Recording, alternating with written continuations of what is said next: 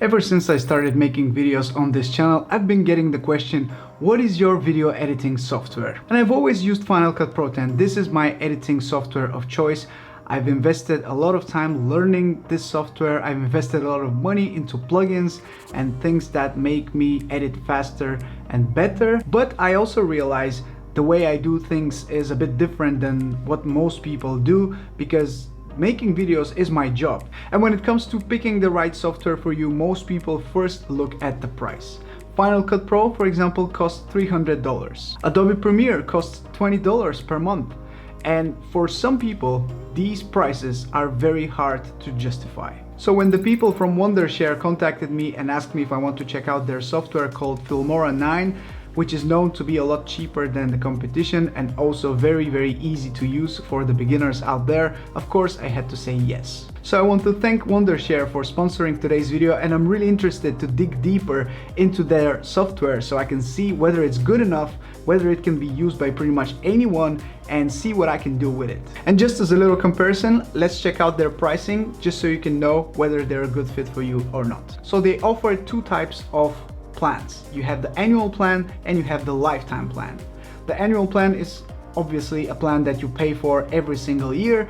The lifetime plan is you pay once and you forget about it. The annual plan, if you're running Windows, is $40 per year, and if you're running Mac, it's $45 per year. I'm not sure why they have this discrimination between operating systems, but anyway, the lifetime plan, both for Windows and for Mac, is $70. There is also a free version of the software. If you decide you want to use it, you can get all of the features of the full software, but you will have a watermark on your footage, which is something that nobody likes. So keep that in mind. You are able to download the software completely for free, check it out, see whether it fits your needs, but you will have this Wondershare Filmora watermark on your footage. So let's fire up the software, see what it can do. And I feel this video will be pretty long, so I'll be putting some timestamps into the video description. If you want to quickly jump to a specific portion of the video, feel free to do that. And with that being said, enjoy watching, guys. So this is the interface of Filmora 9. It's pretty intuitive and easy to understand, but you'll see that for yourself in the next couple of minutes. Now the first thing we need to do is to make a new project. So to do that, I'm going to click on File, New, and then you need to select the aspect ratio of the project that you want to use. Let's just say we are going to use 16:9, which is the default one. So click on that and we have a new project. If you want to, you can go to your project settings by clicking on File, Project Settings, and then you will be able to see your resolution, your frame rate, and for the sake of this demonstration I'm going to use 1080p. Normally I use 4K, but since I'm recording my screen, I don't want to put too much stress on my machine. As frame rate, I'm going to choose 2997, and then I'm going to click OK. The next thing I need to do is to import all of my media.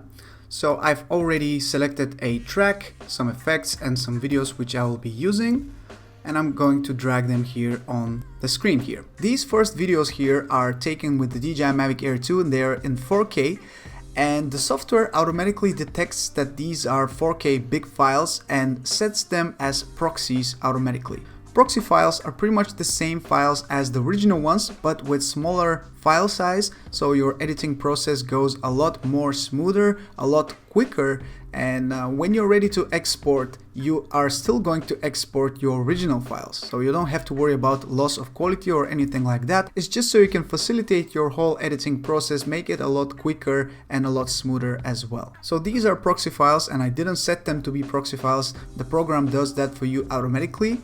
And here I have a couple of effects, sound effects, and one audio track which I will use for my edit. This is from Epidemic Sound. It's a royalty-free service which I use for all of my sound effects and music tracks, and I'm going to link a free trial for Epidemic Sound for the next 30 days in the description below if you want to check it out. But one thing I want to point your attention to is beat detection. This is a Filmora 9 feature that I really enjoy. And to demonstrate that, I'm going to right click on this audio file and go to beat detection. Beat detection is going to analyze this track and automatically set markers every single time there is a beat drop. So that's quite useful, and now you can see this little B here on the track itself, which shows us that we have beat detection on. So we can right click on that and go to beat options, and as you can see we have highlighted every 4 beats automatically. You can highlight some other ones if you want, maybe every second beat. So if you want to, you can change that to 2 or to 8 or whichever number fits your needs. But for me, I'm going to just leave it like this. And now I can drag this to my timeline, and you will see that all the beats have been marked automatically. Every 4th beat has been marked, and it's a lot easier for you to cut your clips according to where the beat drops are. And that's something which I use every single time that I edit any videos, so it's quite nice to have it built in here in Filmora 9, and I really give them a big thumbs up for this feature. Now, before we get to the editing part itself, I want to quickly showcase these little tabs here because they are really cool. So in the media tab is where we have all of our files, which you can filter by video, image, audio, or you can just sort whichever way you want. You can view them in different ways. You can sort them by duration, by type, or just group them according to your needs. So that's quite nice. In the audio tab, you have some tracks which you can use, or some sound effects, as you can see, chickens, horn, and some other things which you can add to your footage. You have some tracks that are already downloaded to your computer so you can use, or if you see this little arrow here in the upper right corner, it means that you can download this track from Filmora's website, and you only need to double click on it and it's ready to be used. So that's pretty cool. And I noticed that they have a lot of these effects and other transitions and titles which are not on your computer, but you can quickly download them if you want to. So going to the next tab, which is titles, you have quite a big selection of different titles that you can, when you double click, it's going to play. So simple titles that are just useful to have for your projects are something that you can find here. You also have some openers which you can use for your projects. Depending on your needs, you have quite a big choice for things to use here. You can even add some subtitles here. So going to transitions, again, we have a large selection of different transitions. The usual ones, dissolve and fade, are right here, the first ones, and you have quite a lot of different ones. You can play them just to see what they look like. There are some really cool ones. Most of them I'm not a huge fan of, but there are a couple of really cool ones. I think this one of them. Well, yes, I think this was one of them, and there are a couple of other ones that seemed interesting. I haven't seen many of these built-in transitions in other softwares for video editing, so it's interesting for me to see what they have here built in. And for some shots, transitions like these could be great, just don't overdo them. So going to effects, you have different effects that you can add to your footage as well. Quite a large selection once again, and a lot of add-on effects that you can download. I was surprised to see light leaks, for example, being added to this software, because normally they are paid plugins and you have them built in here, so that's quite nice. You have different elements such as just some different animations or some emojis that you can add. I found that there are some really cool arrows that normally when I'm doing some tutorials, I want to point your attention towards a certain object on the screen, and these arrows here, they are animated, so they are perfect for tutorials. That's why they are also called tutorial effects element white. Yeah, let's just download that so we can check it out. And there you go. This is an arrow which you can place on top of your footage and just play with it so it fits exactly what you need. And finally, we have split screen, which is also something that I use a lot on my videos, because a lot of times I need to showcase the difference between two drones or two different types of settings, and I need to show before and after, for example. And here, making comparisons is very easy. It's just automatic. You simply need to drag your footage and place it into the first part and then do the same for the second part, and it just cuts it in half. So making comparisons and split screens is very easy here with Filmora 9. I'm really surprised to see so many features being built in for ease of use mostly. And as you can see here, we have hearts that you can click on pretty much any object in these tabs. So if you like something and you plan to use it and you want to easily reach it afterwards, you can just set it as your favorite, and next time you can just go to your favorites and you will see your favorites here. So that saves you some time to get to those elements and use them quicker in your edits. So now that we are back here in the media tab, we see all of our media and we can start editing our footage. I'm going to quickly edit a 10 or 15 second intro video, so just so I can demonstrate how quickly and how easy I can do that. And first I will start with this track, which I'm going to cut, and cutting is very easy. You just need to place this marker where your track needs to start, click to split, and it's already split, so you can just select this first part, delete it, and move the marker towards the end of your clip. So I'm just going to set it to about 13-14 seconds. As you can see, we have the timer right here according to the playhead. When you move it, you see how long your clip is. So I'm just going to leave it about 15 seconds, for example, and cut once again. So now I don't need this part, I'm going to delete it, and I'm left with a 16 or 15 second clip that has the beat marked. So one thing I want to do first before I add my footage is to fade in the track and fade it out. So to do that, I want to double click on that audio clip, and we have some settings for fading in or fading out. I'm going to fade in the first 0.5 seconds and fade out the last second and a half, for example. We can use pitch settings here to change the pitch. You can use the equalizer with some custom settings if you want, or some pre-selected values here. Or if you're using audio clip that has a lot of background noise, maybe you're talking on the street and there are some cars nearby, you can press here to remove some background noise. Quite useful as well. But for me, that's everything that I need for this audio clip. And now if I zoom in, which you can do from here, let's just zoom in a bit. Now you see that this part here has been faded in, and this part of the track has been faded out. So now I will just drag one of my first clips to the timeline and just leave it here. And we get a pop-up that says that we have different settings for our project and our media. So our media is in 4K, this clip, and our project is in 1080p. Normally I would go and click match to media, so I'm using 4K as my project size, but for this demonstration I want to keep it to a smaller file size so it's easier for my computer, so I'm just going to leave it in 1080p. And now we have our footage. If we zoom out a bit, you will see the whole footage here. The whole clip is right here. So I will just add all of these clips together, one after another, and they are all on the video timeline. If for some reason you want to have another timeline, so you can place a video clip over the current clip, you can just go ahead and click here and add video timeline.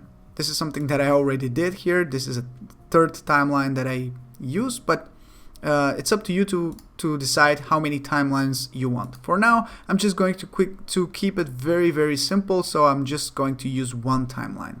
So we already have the markers, so it's very easy for us to just cut the footage and put it according to the markers.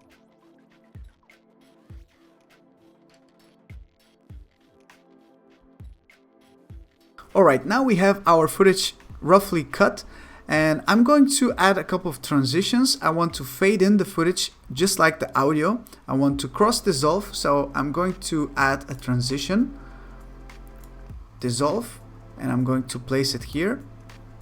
And as you can see, it shows the transition itself, and from here you can easily adjust the length of this transition. So I'm going to leave it to something a lot shorter because I don't want it to take that much time for the transition to happen.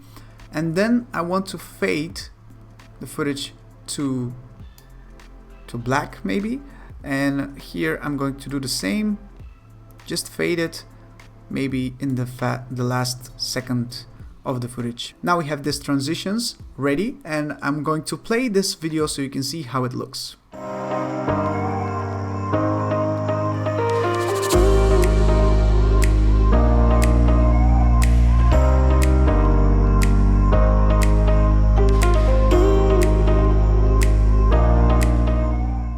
So now I want to quickly talk about these buttons right here, because they are quite useful. From here you can quickly delete a clip, you can trim it, you can crop it, you can change the speed of that specific clip, you can slow it down here by those values, or you can speed it up by those values right here, or you can set it back to normal. You can add a freeze frame as well, or you can reverse that clip all together. So let's go to the next tab, which is right here. It's called color correction, and this is honestly something that I've been very, very positively surprised by.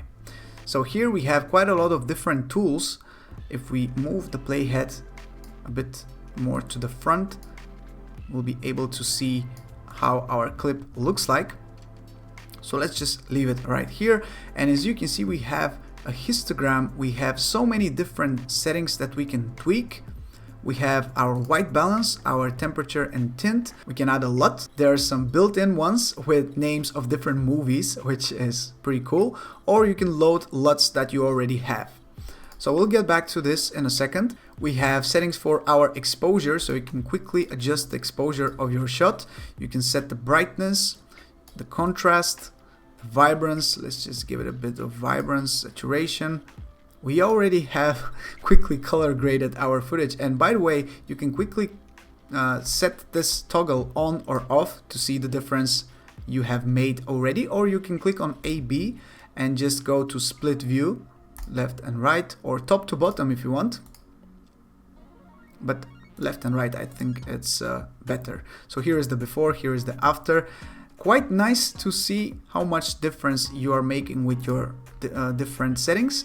You can adjust the highlights, the shadows. Let's just quickly give them some pop, like so. You have this HSL tab, which is something that I really like. So from here you can adjust the hue and the saturation and the luminance of different colors. So let's just say we want our blue colors to be a bit more saturated. We can do that from here and lower the luminance, just so we can have more detail here in the sky. We can do it from here. We can change the hue. You can see it's changing, but I don't want to play with that too much for this demonstration. But we already have quite a significant difference between our before and after shot. So from here you can do that, and you can also go to preset and choose a pre-selected LUTs that you have here to choose from. For example, you can press on that 007 and it immediately changes how the blue and the green tones look like. So for now I'm going to go back. I don't want to use that, but it's nice to know that you have so many different filters that you can easily apply. But personally I think the best feature set is right here. Those settings here are really useful, very cool, and normally that's all you need for your color grading needs, or your LUTs. If you have a good LUT, you can just load it right here and just forget about your color grading. The next button here is green screen. We don't need that for now, so let's just go to edit. And here we have a set of different features that you can play with. Maybe you want to rotate your footage a little bit, or flip it, or scale it up and down. It's up to you. Or just adjust the position of that footage. You can quickly do that from here. You can add some stabilization. You can use the chroma key, which is the same thing as green screen. You can add some lens correction, some shadow, or auto enhance your footage from here, but I wouldn't advise you to do that, to be honest. And now we can just quickly go through these buttons right here. This is a button to add a marker. It's pretty much the same thing which we have here on the beat. This one is to add a voiceover. If you prefer to speak over your footage, you can do that from here. You have the audio mixer, which gives you more capabilities to play with your audio and adjust it the way you want it to. You also have zoom to fit your timeline. This is something which I use on Final Cut Pro 10 a lot, and I'm glad to see it here. As soon as you press it, it just stretches your timeline to the maximum, so it fills it up with your footage, so you have a better overview of everything that's going on. For now, I'm just going to zoom out a bit, like so. Here you can adjust the audio, you can go full screen, you can take a snapshot of the current view, or you can preview your quality and display settings right here. You can change your project aspect ratio if you didn't choose the right one at the start. You can select your playback quality to be low or medium, better or high, depending on how powerful your computer is. If you're struggling with the playback, if you're using 4K files, maybe it's better to leave it to medium or low. You can use original media when paused or not, or you can set the zoom level from here, but personally I just leave it to fit. A very small feature, but something that really makes sense to me, are those green ticks right here. They show that you have already used footage from these clips on your timeline. That's quite cool, especially if you have 50 clips on here in your media files and you're not sure which ones you have imported down on your timeline. This easily shows you which ones you've used, which one you haven't used, and that gives you a better idea on what to do next. When you're ready to export your footage, all you need to do is to click on the export button, and from here you are presented with a couple of choices for your format, for your output descriptions such as name and output folder. You can go to the extra settings button and see the video and audio settings. Once again, you can select your quality to be good, better or best. Of course, you need to select best in my opinion. So that sets the bit rate to 10,000 kilobytes. If you go to better, it sets it a bit lower. So just click OK. And if you want to, you can just upload the clip directly to your YouTube channel from here. But personally, I prefer to export to my computer first. So just click on export and you're good to go. Now, all you need to do is wait, and your video will be saved to your output folder. So to summarize, I think this software is a great base for you to start with, and not many people need more than that, to be honest. If you're a professional, you might need more plugins, more extra features which are not present here, but for casual people who are not into editing every single day, I think Filmora 9 is a great choice. So this is Filmora 9, and I'm really interested to hear back from you guys. What do you think about this software? Is it something that you would be using? Does it seem like something that you find comfortable getting used to? Is it something that you plan to invest into? Let me know in the comment section below. Ask me anything if you need any help with, and I'll be sure to help you out as much as I can. This is Mike from Drone Supremacy. I want to thank you for watching. I want to thank Wondershare for sponsoring today's video. Take care everyone, and I'll see you in my next one. Ciao.